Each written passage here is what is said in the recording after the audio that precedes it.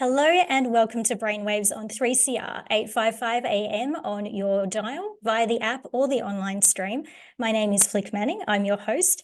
And today I'm joined by a very special guest who many of you will probably be familiar with from all the different work that she's amazingly put out into the world, whether it's on TV or in papers or wherever else you will have seen this wonderful person around the place before. And we're going to be talking today about women and mental health and everything in between. I'm thoroughly looking forward to introducing Jamila Rizvi to the show today. Now, as you probably know, she is a best-selling author. She's a speaker and a broadcaster.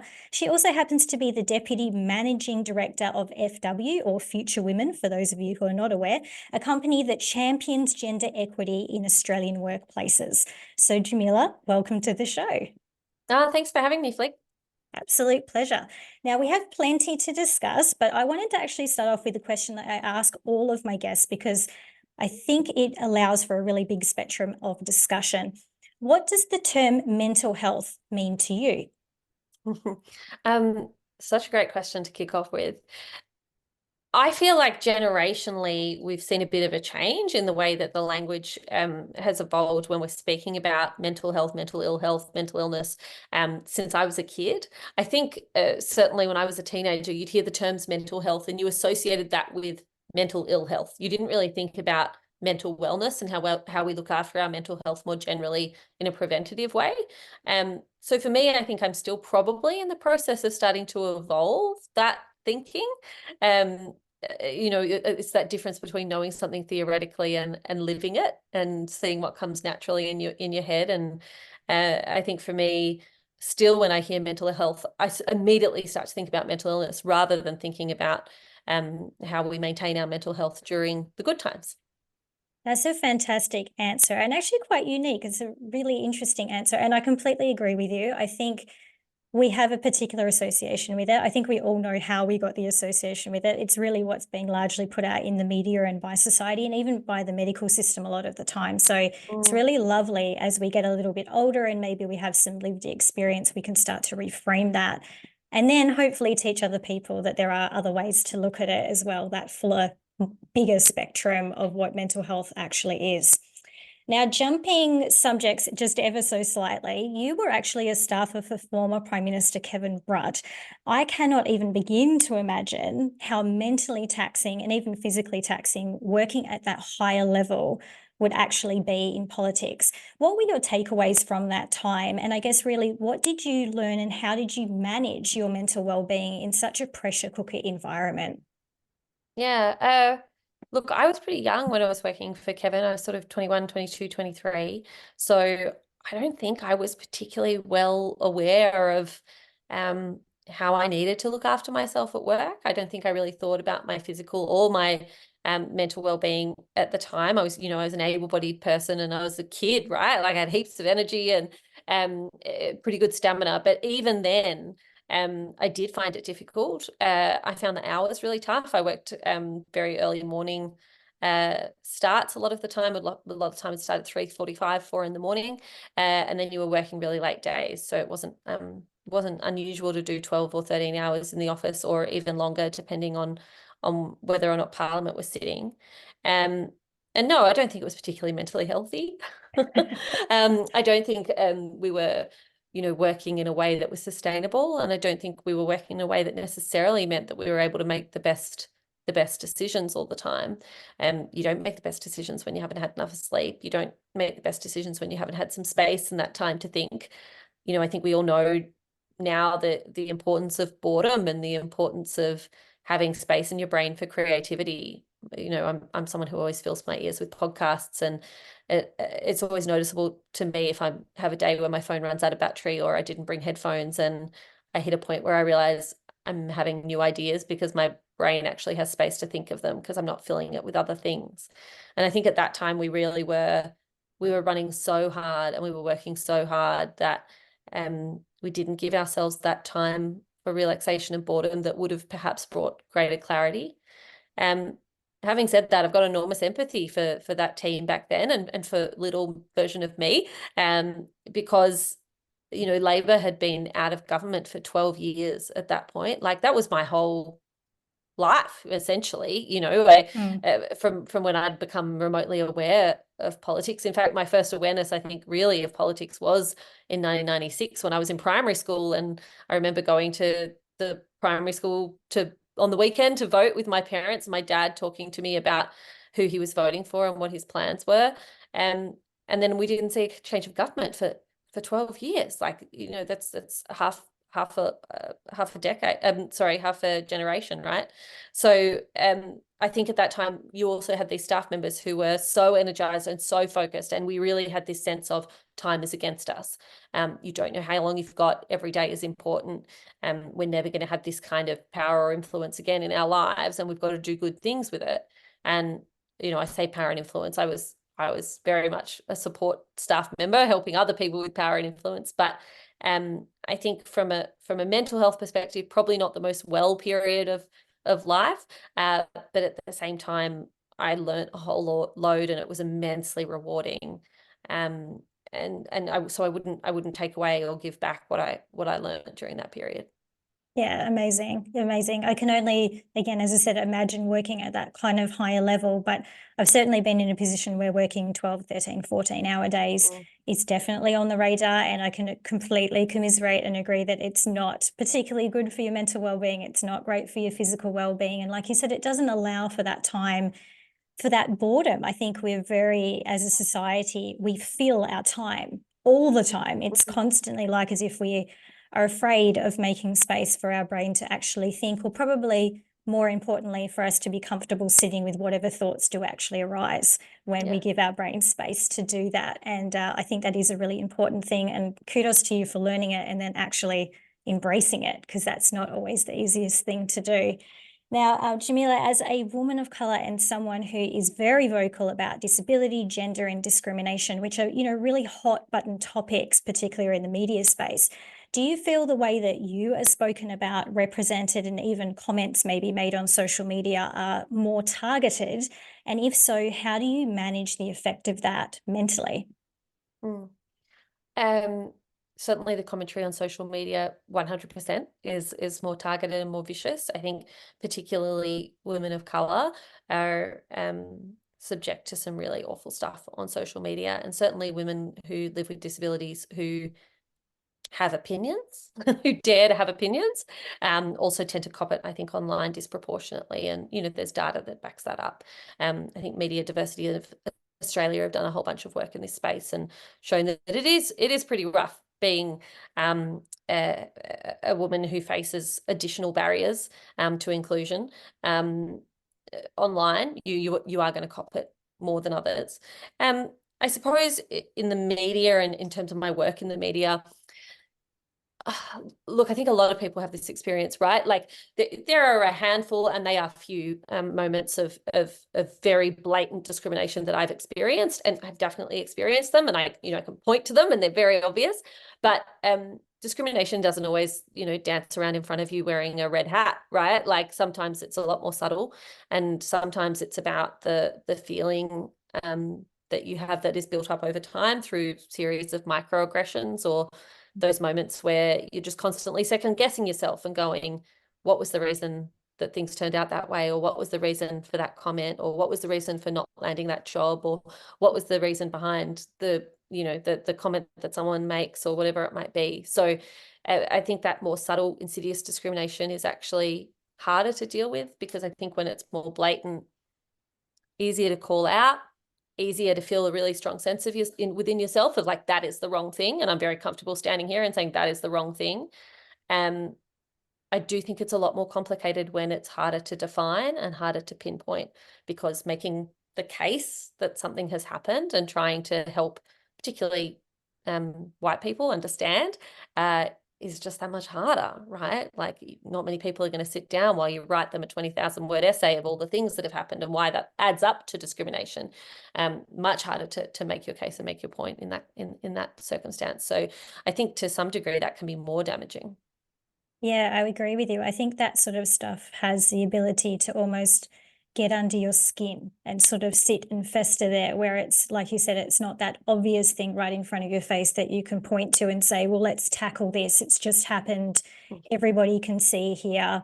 feel what is going on. Whereas that stuff, that's those little microaggressions, they layer up, they build up over time, and then all of a sudden it reaches a tipping point.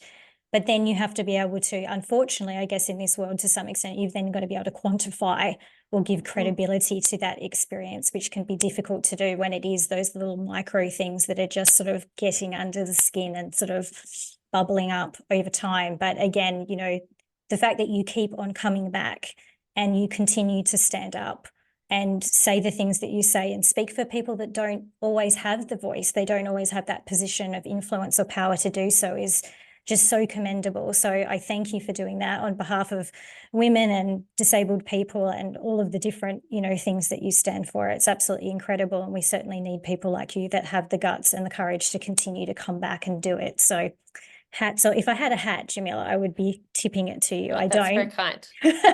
I'll tip my headphones to you. That's the best I can do for today. More with Jamila Rizvi when we get back from the break.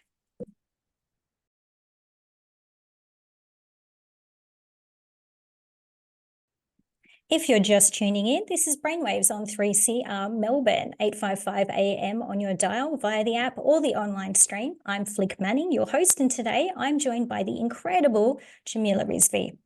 Now, one of the things we certainly have in common, Jamila, is our experience of disability and chronic illness. Now, they appeared in our lives in different ways, but I know that having spoken to thousands of people sort of in a boat similar to ours, that we are experiencing them day to day, nonetheless, however they came into our world. So if you feel comfortable to do so, can you please describe a day in the life of Jam, given you have had, I think, if I'm not incorrect here, 36 rounds of radiation, 2 brain surgeries, you know, so what are the symptoms you're managing, and how are you experiencing the effect of that on you mentally on a day-to-day basis? Yeah, sure. I am very comfortable chatting about it. I think it's hard for me to do in the day in the life because my work is so varied and different that joyfully work is quite different most days. But one thing that has definitely changed for me is that I have had to slow down and I have had to learn new boundaries for what is possible for me in terms of how I use my energy. So I was diagnosed with a very rare kind of brain tumor back in 2017. I had brain surgery early the next year, and they weren't able to take the whole tumor out because of where it's located and the damage that would do. And so within another 6 months, I was back in because it was growing so rapidly again and doing more damage again. Second time around is where the disability impact came from. And I mentioned that because for me, that was a really big mental health change, because the first time around, I was very severely mentally unwell, I think, looking backwards, particularly in the lead up to that surgery. And we were about three months maybe between diagnosis and surgery. And I look back now and I can see how acutely unwell I was. And I think at the time I was like, well, this is just how people react. This is totally normal. I've been told this terrifying thing. I'm just acting scared. That's fair enough, isn't it? And I think that's difficult, right? In the same way, it can be hard to draw a line between where grief ends and mental illness begins. It can be difficult to know where you draw that line between where fear ends and mental illness begins, because the two overlap. There isn't a clear line. But I can see now, having had subsequent experiences of this tumor growing again, how different that particular experience was and how unwell I was. And I would say to those who have had the experience of mental illness and struggle to feel like they can be taken seriously in the same way that physical illness often is, particularly acute illness like mine, I would have another 10 brain surgeries before I had to live that 3 months again, 100%. Brain surgery is not fun. It was the worst few months of my life, and I found it much easier to recover from brain surgery than I did to experience that period of mental ill health. But my second brain surgery brought with it a whole lot more damage, because they needed to be more aggressive necessarily after it had grown back so quickly, and that meant knowledgeably doing some damage to different parts of my brain. And then radiation basically made a whole bunch of it worse. So my life today looks complex, I wake up, I take a whole bunch of tablets that keep me alive, including replacing cortisol, which obviously you need to live. I take a whole bunch of drugs in the morning, and that kind of kickstarts my energy for the day. Depending on how I'm doing, I will often experience nausea or really serious bone pain during the day. I will, because my body doesn't produce cortisol, if my body experiences any kind of stress, if I was in a car accident, really serious physical stress on the body, if I had a huge fight with my husband, if I got really, really worried about a piece of work, if as soon as that stress becomes significantly higher than what I would normally experience, then my body doesn't have the cortisol to manage that stress. And we demonize cortisol now because we associate cortisol with stress and it being a bad thing. But cortisol increases when you're stressed because you need it to increase, and mine won't increase. So the consequences of that can be that your blood pressure drops really quickly and you can go into an adrenal crisis, which becomes a medical emergency really fast. I've had that happen a few times. It's not a great time. And I've definitely come pretty close to the point where my blood pressure became very, very dangerously low, to the point that they potentially wouldn't have been able to bring it back up again. So I've definitely learned the wins of cortisol, the benefits of cortisol. But a lot of my life now is trying to be very aware of my own body and my own brain, to the point that I can be so aware of where stress is impacting my body that I can take cortisol synthetically in a way that my brain can't make it. And that's a real game. And can happen at any point. And sometimes I get it wrong and sometimes I get it right. I'm definitely getting better over time. So often my day involves quite a bit of, I think, what is the experience of a lot of people with chronic illness in particular, is that your brain spends a lot of time in overdrive trying to figure out what's going on and trying to go, is this like, did I eat a burger for lunch that's just made me a bit unsettled, or am I unwell? Do I need, is this bone pain, or did I just work out yesterday a little bit harder than normal, and so I've got a sore muscle? And so there's this constant kind of to and fro and guessing and trying to figure out what is happening in your body. For me, there's a whole bunch of medication that comes in the evening, including gels and creams and injections and things like that. So I suppose that at that day-to-day level, it's making sure that the medication rolls out properly, and that's on a good day where everything works. There are days where there are medication shortages and you are getting by without something that is not technically essential, as in you can be alive without it, but being alive isn't very fun without it. There is a lot of time, I think, spent thinking about what the next day will bring and how to prepare for a day that will be more physically difficult for my body or physically stressful for my body. Travel is something I find really hard in particular. And I hate letting people down, but it's a reality sometimes that I do just have to cancel at the last minute. And you've always got that little voice in the back of your head that says, are they going to understand, or are they going to kind of hate you for it? And then in terms of sort of more the ongoing mental health impact, I think I'm reasonably mentally well at the moment. I think I have been for a while. I developed an eating disorder for a period after the impact of all my illnesses and medications. I think my psychologist would say I've recovered, which is good. But I'm still not the best, and I'm still a little bit shaky. So I suppose I'm probably someone who is very aware of my mental health and aware that it's not necessarily always going to be steady or stable, that it can be tenuous sometimes, in the same way that my physical health can be. I'm not sure if that answers your question, but for me, I think I am more aware of what is going on in my brain and my body than I have ever been in my life. Yeah, I think it's one of the weird, I don't know if we can really call it a gift, but perhaps the diamond in the rough that can sometimes come out of the experience of chronic illness and disability is that it requires from you to become incredibly self-aware. It requires you to be very aware that you are living inside this complex biological system, particularly when it is then on you to positively manipulate that situation, whether it's by taking drugs or changing activity or changing a food that you're doing or canceling a plan. I mean, it's like it can be a minute by minute, hour by hour type situation when you're living with something as complex as what you are as well. So thank you so much for describing that too, because I think it's just really important that we have these discussions. People are still very unaware of what these things can be, particularly if they can be invisible. That, you know, poses a massive barrier, I think, for a lot of people to understand that we can sit here and have this conversation, and yet the two of us could be sitting here right now and probably experiencing pain and nausea and a range of other different symptoms that are going on that people can't see. So yeah, that's very interesting. But your comment particularly sort of on that grief, mental illness sort of axis going into that second surgery, I think would resonate with a lot of people. It's a massive change in identity, and it's an unraveling. That's probably the way to put it. Yeah.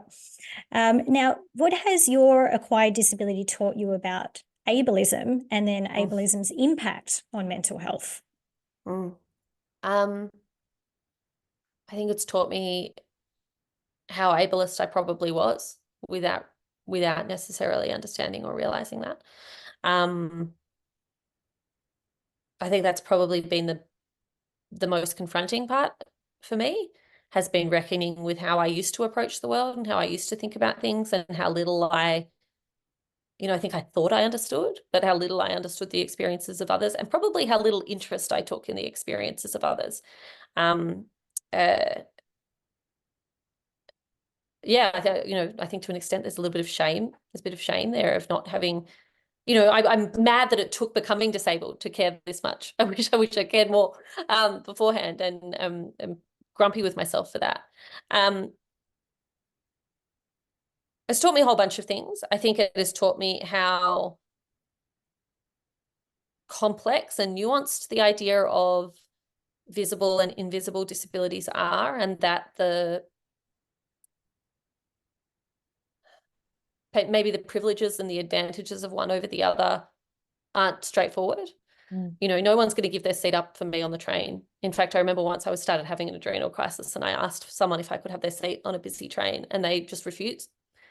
And I couldn't make them understand that I didn't just want to sit down. Like your blood pressure will go up when you're sitting or lying down. I ended up having to lie down on the floor of the train. It was the only option to get through that moment. And so sometimes I think to myself, if people could see it, maybe they would understand more. But at the same time, there is enormous privilege that I experience, and that I get to choose most of the time. I get to choose whether or not people know I'm disabled. And look, I try and live with the presumption of don't hold anything back. I'm certainly not ashamed of it. I'm proud of being disabled. So, but nonetheless, there is enormous privilege that comes with people assuming you're an able-bodied person. So I think that the complexity of that relationship is something that's really emerged for me. And the other one is a huge number of friendships. Being welcomed into a new community, and the number of people who, it's not that they were, maybe they were friends, but they were more people who were tangential in my life, people who I was friendly with, but who I didn't really know. The number of people who reached out to me when I was sick and sort of making a transition to a new life, the number of people who reached out because it had been their experience or because they had something to share with me, and who became incredibly close friends as a result. Like, I will never be able to repay that kind of generosity. And I think the spirit of the disability community is generally one of inclusion and welcoming. And I have felt really lucky to be part of that. And sort of, I can't, as much as I struggle with the reality of still wishing this hadn't happened to me, because it has been traumatic and it has been deeply difficult. There are now benefits that are wrapped up in the experience, including what I've learned about myself and my body, but also the relationships that I've built as a result that I wouldn't give back ever. So, it's not as simple as wishing you were back where you were before anymore, because there's too much good that's come from it. In terms of how it's impacted my mental health, I don't know. I wonder, you know, I think I'd need to spend some time really digging into it with someone who um was born with a disability.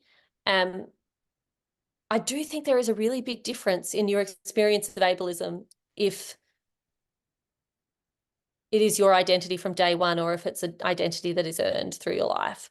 Because, you know, the reality is most people will become disabled at some point. Most human beings, if they live long enough, will become disabled at some point. And so it's an identity we're all on the road towards if we haven't already uh, acquired it. And I think I think there is a really distinct difference there in terms of the impact on your mental health and how you reconcile that. Because for me, I know I have something to compare this to, not just a theory to compare it to or what observing others, but I have my own experience to compare it to. So I can see ableism's impact on me really distinctly because I have a lived alternative and I remember how easy life was. And I remember how what it was like to be someone at work who didn't have to let people down and who didn't have to ask for additional help, or, you know, I have a lot of memory loss challenges, and who didn't have to seek support from colleagues and um, you know, finding documents or being reminded what we agreed to in the last meeting or whatever it might be. I remember what it was like looking different and how that impacted, for example, a career in television versus how it plays out now. So I think that I don't think it makes it better or worse. I just think it means the experience is a little bit different. And for me personally, certainly wouldn't be everyone, but for me personally, I think it's actually meant a lesser impact on my mental health, because instead of arriving at a place of confusion or frustration or hurt or self-loathing, I've arrived at a place of righteous rage. And righteous rage is a healthy place to be, right? Like, you know, for me at least, that hasn't really affected my mental health. That has made me feel very comfortable and calm in being angry uh, about the lack of equality that exists. And so, yeah, if anything, I feel like that rage has kind of helped me process what would have otherwise maybe manifested as mental ill health. It's really interesting. It's a really interesting way of putting it. And I'm sort of, I guess, reflecting back through my own personal experience as you're talking, and there's parts of it that I sort of think, yeah, I fully resonate with that.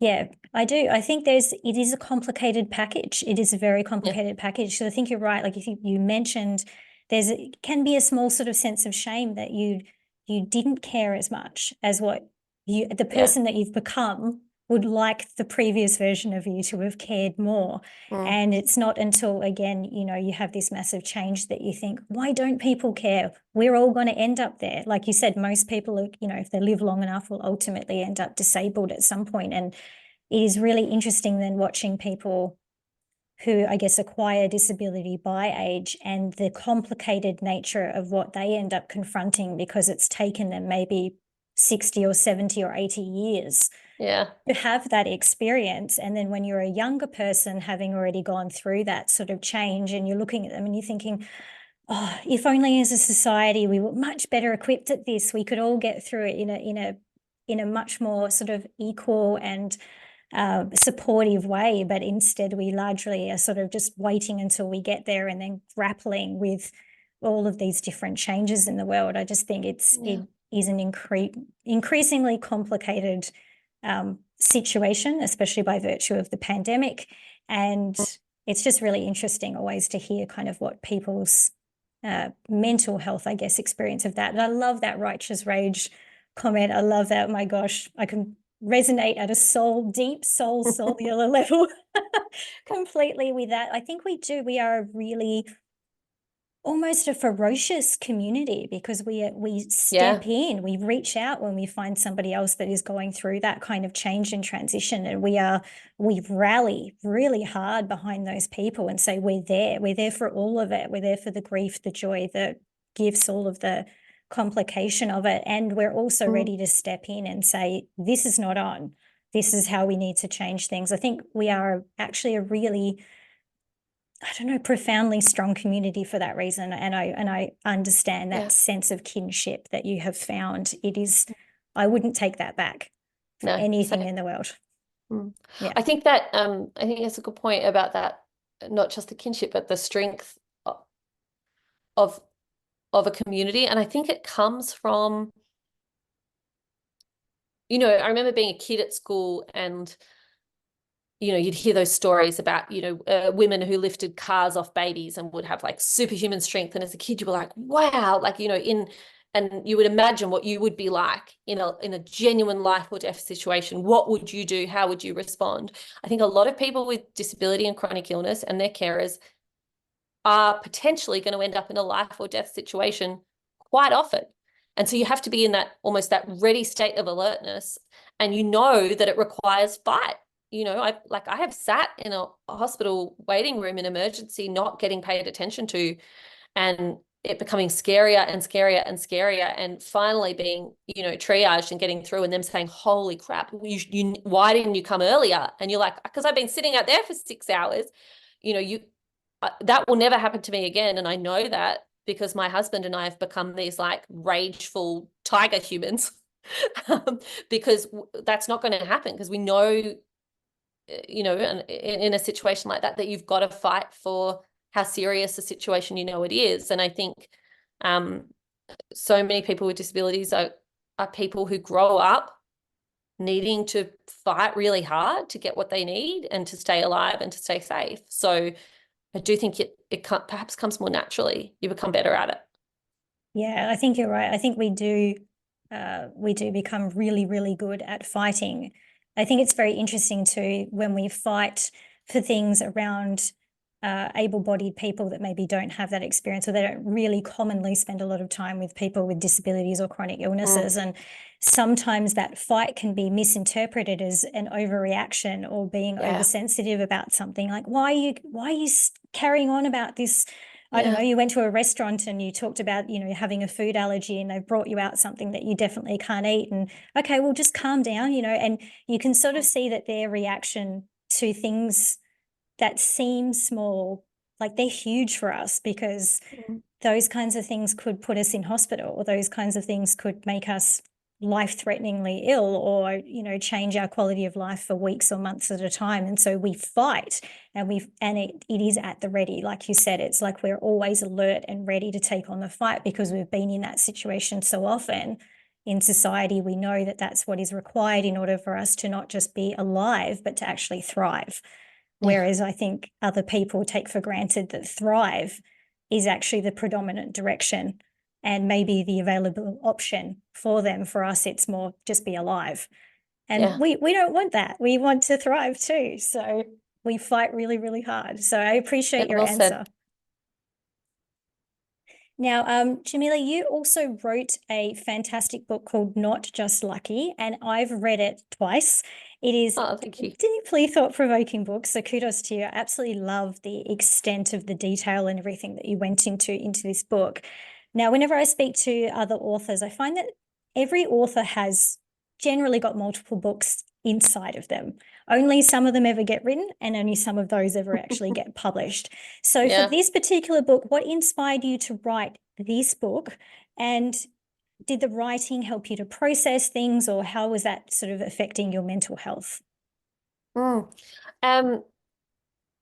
interestingly, this book was written and published before I was diagnosed, but would have been when I was quite ill and didn't realize what was happening yet. In fact, I was on book tour for the book when my sort of symptoms that led me to get the brain tumor discovered really got bad. And I dismissed them probably a little bit longer than I should have, because I just thought, oh, I'm stressed out because I'm on a book tour.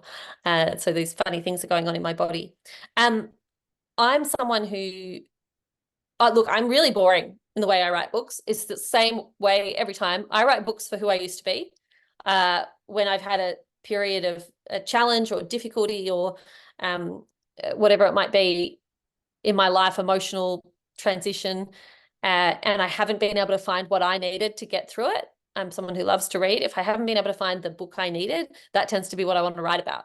And I've done that many times, I think, in life now, and I'm continuing to with the book I'm working on at the moment. And Not Just Lucky was about recognizing particularly the challenges that often occur for women in their 20s.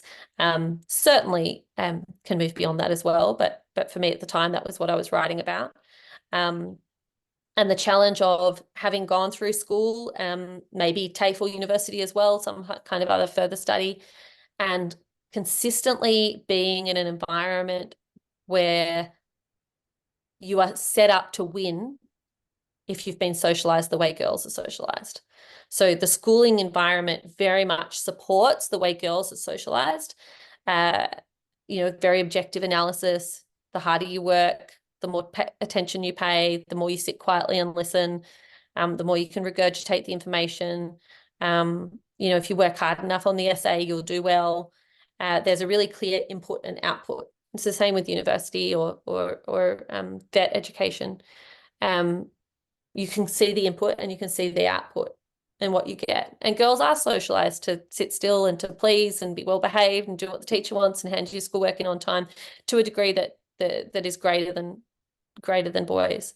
And so you sort of you have such a firm idea of this formula that's going to get you through, and the formula plays out in the data, right? So in the NAPLAN results, girls do better than boys on every single NAPLAN test all through year 3, year 5, year 7. In year 9, there's a slight variation where boys pull ahead in maths and some years in science.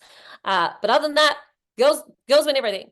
And then we now know that women go to university in greater numbers. They're more likely to do higher degrees. They're more likely to finish with higher grades. They're more likely to finish with a university medal, for goodness sake. So that formula, that education environment really works, like to the extent that I think we actually need to have some conversations about what's not working for boys.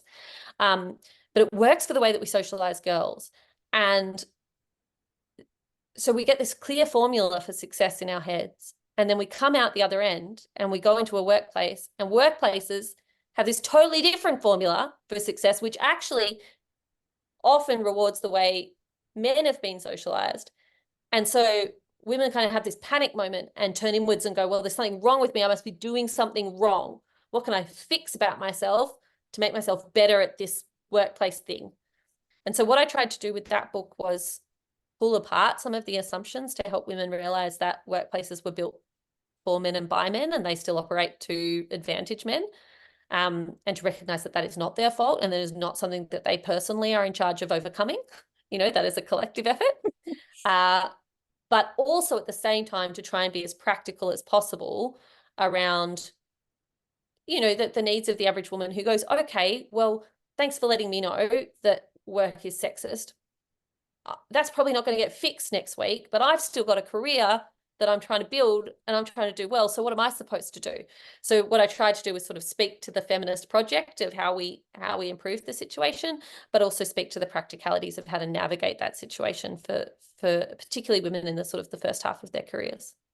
Yeah, absolutely brilliant. And so true. I think, I don't think I know a single woman who has not probably, as you said, maybe gone through the education and landed into the workplace and then gone, hang on a second. I thought I was doing everything okay. Yeah. And I am doing all my work. I'm doing all my work. I'm getting great KPIs. I'm handing it in on time.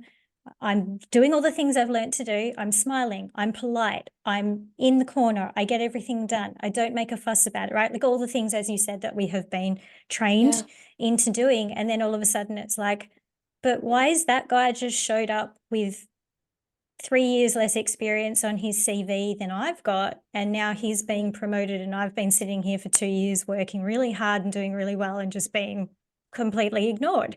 So it's definitely, and as you said, we then turn inward and it's like, what can I do to fix it? What am I not doing? And rather than what is the situation and the structure that actually needs to adjust and change to make it so that there is that, equanimity and equality. So anyone that, I think whether you're a man or woman, I really recommend reading Jamila's book because it, the stats, everything, it's all there in black and white. It is really, really easy to understand and see that spectrum of how it all works. And I think if you are particularly a manager or a CEO or you've got a startup or whatever, you're in any kind of position of power or influence over the way that you have that structure set. read the book. Read, ask the questions, learn, and then apply, please, people. It would be a really, really great thing for everybody. We're going to have more with Jamila when we get back from the break.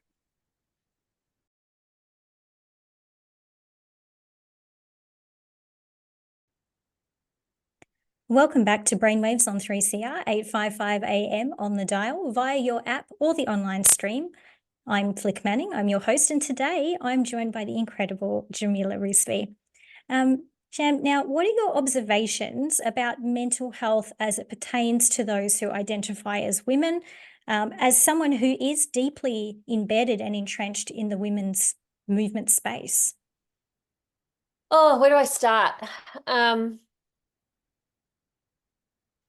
think mental health and mental ill health intersect with almost every element of what feminism fights for, right? And what the women's movement is about, whether that is the fact that women experience violence in the home at such an extraordinary rate, to the degree that more than one woman a week is killed by a man who claims to have loved her at one point in this country.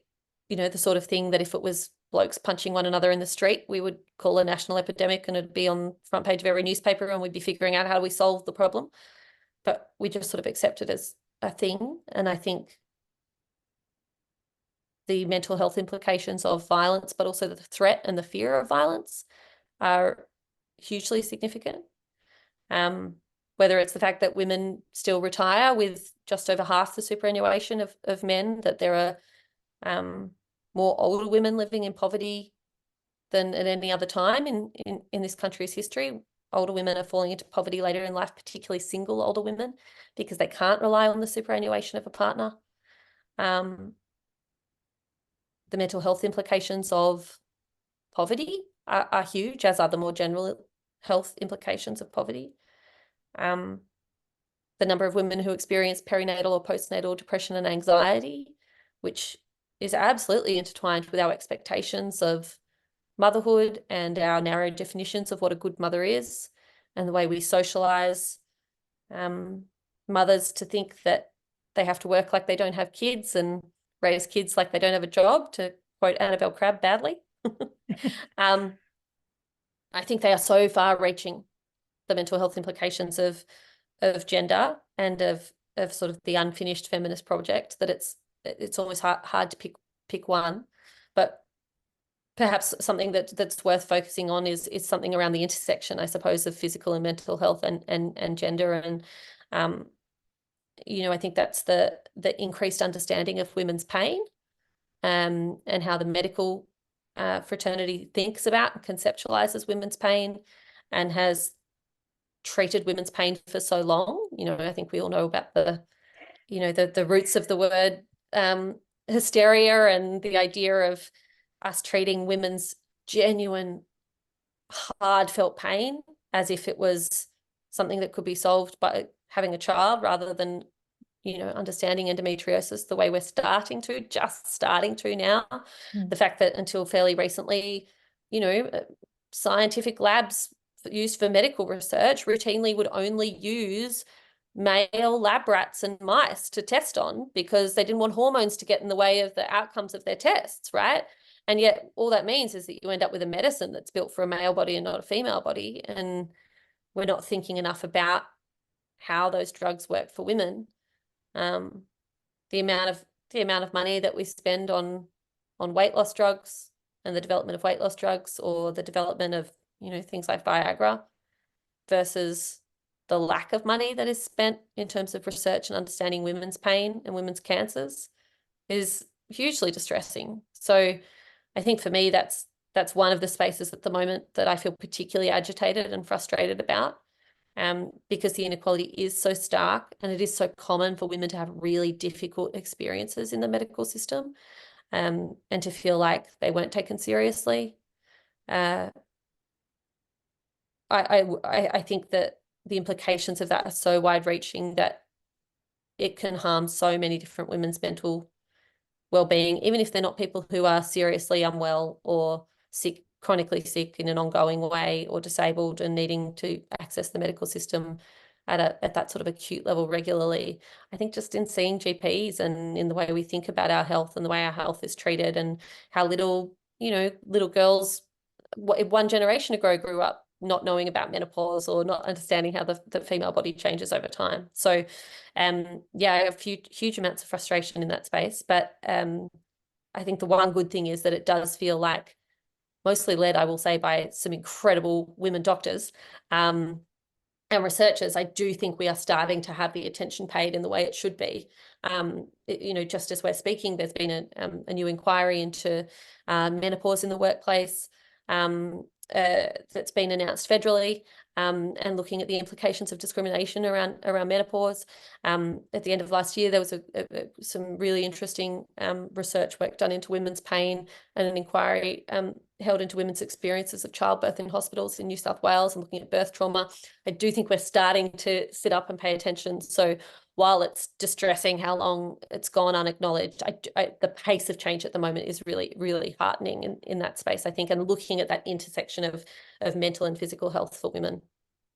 Yeah, fantastic answer. I think, yeah, I completely agree with you on that. I think even in Victoria recently, they've announced a state government inquiry into women's pain. So we're sort of, like you said, we're on the cusp, and it does just feel like the door is just starting to be pushed open. We're just starting to walk through it. We've all been behind the door, banging on it for ages, going, there's a lot wrong here that needs to be changed. And we're finally just having the door opened a little bit. But I think that's very heartening for future generations of women and those that identify as women, because there is just, even with chronic illnesses, statistically more likely to experience it as a woman and so on. We live longer, so you might have an experience of disability that lasts longer or becomes more chronic, all of these things. And as you said, the mental health implications of those experiences, and particularly of when you're in that vulnerable state of needing help, and then feeling not only like as if you haven't been heard, but sometimes actually punished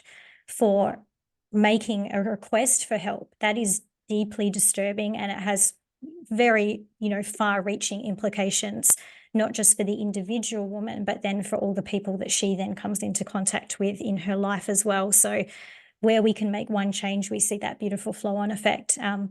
But because women, we are community builders, and I think it just makes a huge, big difference when we're being taken seriously. So like you said, there is a lot of rage. It is very easy to be extremely frustrated by it, but I think there's also a lot of hope there. Things are starting to change. They are being taken seriously, and it's wonderful that we have, as I said earlier in the interview, someone like yourself sort of coming forward and talking about these issues in a very public, media sort of focused way, because it really does take that, putting it in front of people's eyes to get these changes to go through. And on that note, as I mentioned as well earlier in the interview, you're also the Deputy Managing Director of Future Women, or FW, as a lot of people will have seen the logo. I'm very interested because you've just recently launched Future Women Jobs Academy. But what was the inspiration for starting or being part of building Future Women in the first place? And then what are you trying to achieve with the Jobs Academy? Thank you.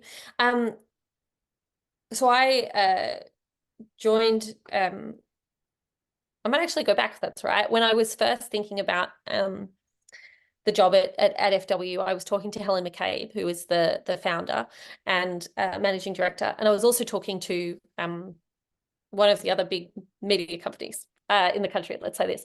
And we were both talking about two different jobs. And I was right at the end point where it was like, okay, kind of got to make a call. Which of these am I going to go with? And that's when I found out I was sick. And so Helen is actually one of the first people I told, well ahead of a lot of friends and extended family, because I had to kind of pull out of the job process. She kind of caught me unawares, because she, was just ringing to see how I was getting on. And I remember crying and saying, I can't do it, and, explaining.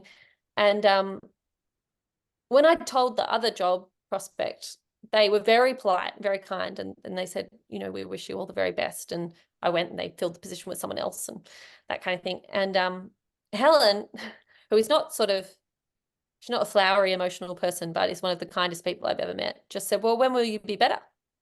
And I was like, I don't know, and she said, well, I'll tell you what, I'm not going to fill the job let's just stay in touch. And I called her back, would have been 4.5 months later, about 6 weeks out of surgery, maybe a little bit longer. And I said, well, you said to call you back. And she said, do you still want the job? And I said, I can't, like I physically can't. I'm not well enough to do the job. I couldn't do the travel. I couldn't move. I couldn't do all the things we've talked about. And she said, well, why don't you send me an email with what you would like to do? Like, what would good look like? And I sent her an email, and I said I would like to work 3 days a week. I'd like to focus on these things. I don't feel up to managing staff. I gave a long list, and she just wrote back and said, no worries, we'll get you a contract on Friday. And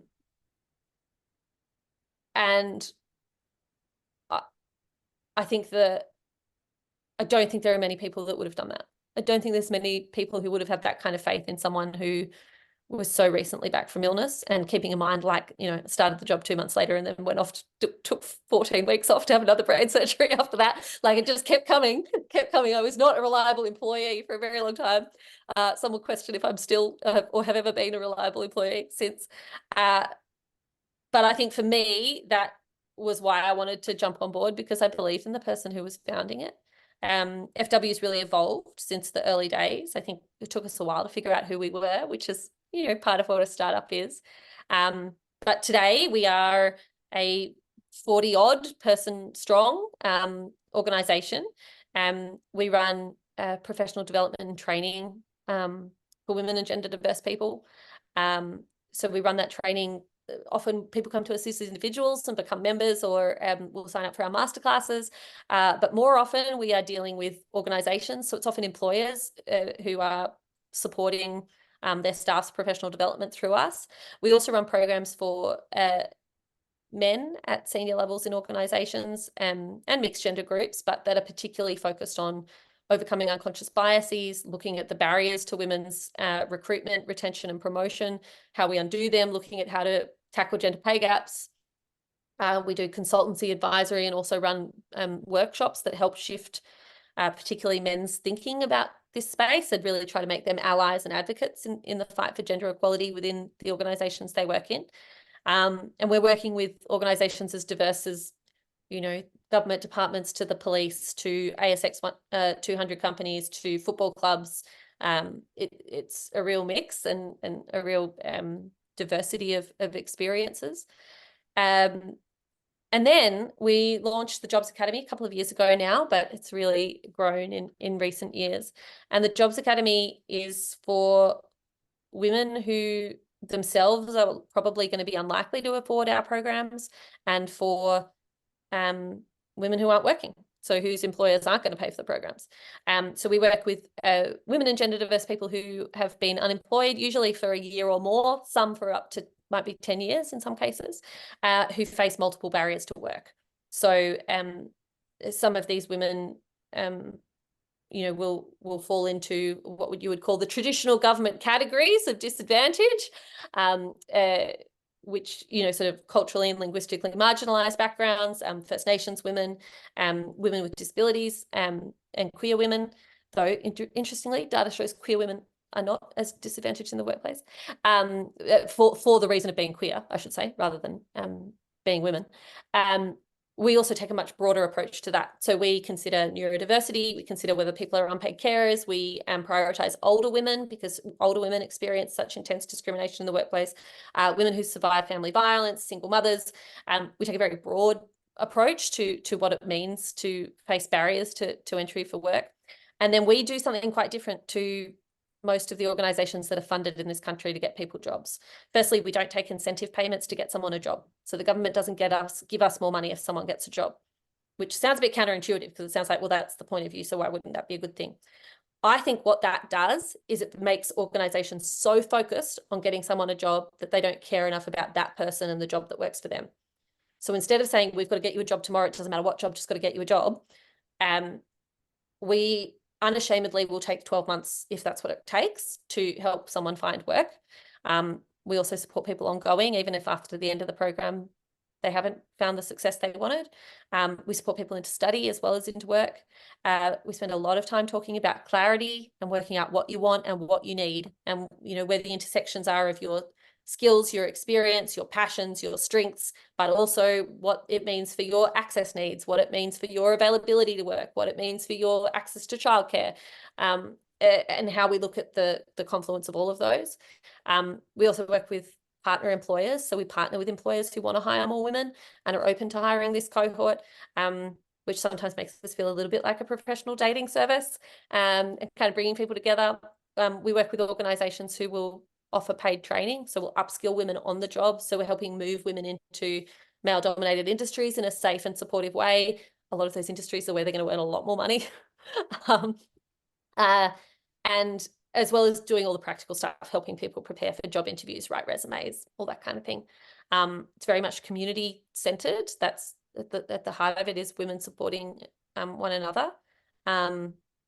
I'll try and stop because I believe in this program so much. It's hard not to overrun my mouth, but it's yeah, I think we've created something really special, and we now have two state governments and the federal government financially supporting it, and I just hope we'll be able to support more people as we move on. That's so incredible. First of all, to start off with, for you to have had that level of sort of support of somebody just being in your corner and I guess flexibly coming in. I mean, as you said, and you acknowledge, it is so rare. That is such a rare scenario. I'm so glad that that landed for you. And it gives such hope that there are good people out there that will see you for the person that you are, including your illness, including your disability, and still say, yeah, you're actually worth it. And I think that is so true of so many people in our scenario. So kudos to everybody that's out there doing that. Very exciting. But also for the programs that you're putting together. I mean, the level of effort that you're going through to actually make sure that people end up in the right job, not just any job. That's absolutely incredible. So I hope anyone listening, if you haven't already, go onto Future Women, have a look at everything. There are events, there's courses, there's the academy, there's so many things really at whatever stage of life you're at, whether you're a manager, an employee, or somebody that has been unemployed, definitely get in and check it out, because Jamila and the whole team are doing incredible work in this space, and it's always really exciting to see what you're doing. Jamila, I wish I could talk to you forever, and I do feel like I've got about 3,000 more questions that I could honestly ask you, but unfortunately we do have to wrap up. But I just really want to thank you for sharing some of your insights with our audience today. I mean, you work in such hot topic areas, and I think the work that you're doing is really incredible. I'm sure that everyone listening will have learnt a lot from what you've shared today. So thank you so much for being on Brainwaves. Oh, Flic, thank you so much for having me and for your wonderful conversation. I think it's a great show. Oh, thank you. That's very, very kind.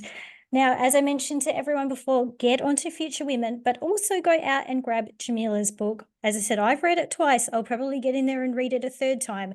You pick up something more every time you read it. So no matter whether you're a man, woman, how you identify, please pick up the book. I think it's definitely worth checking it out. And everyone at home or driving home or wherever you are today, thank you so much for tuning into Brainwaves. As always, I want to wrap up by reminding you that your mental health is of equal importance to your physical health. So if you're yet to do so today, please bring them together in beautiful alignment with a nice big inhale, a lovely exhale. And then remember to shower yourself in the kindness that you so easily give to others. I'm Flic Manning, and I look forward to chatting to you next time on Brainwaves.